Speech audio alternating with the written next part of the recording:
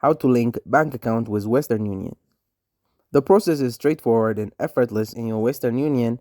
Look for a profile icon. It is just next to this logout option. Tap on the profile icon here. Scroll down and on the last, you can see the option payment preference. Tap on it and tap on option continue. In this section, you can add credit or debit cards.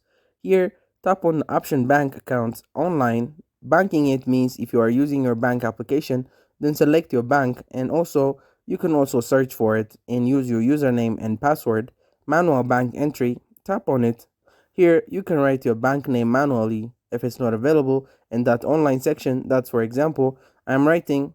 After writing, you have to select your account type. I'll select saving. After writing, you have to write the routing number. You can find this on the bank checkbook, and just for showing you, I'm tapping here, and here you can see this is the routing number. You can find it on your checkbook.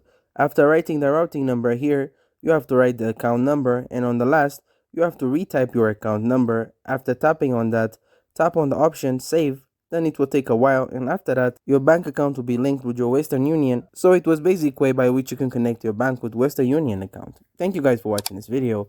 If this video was helpful, don't forget to like and subscribe to my YouTube channel.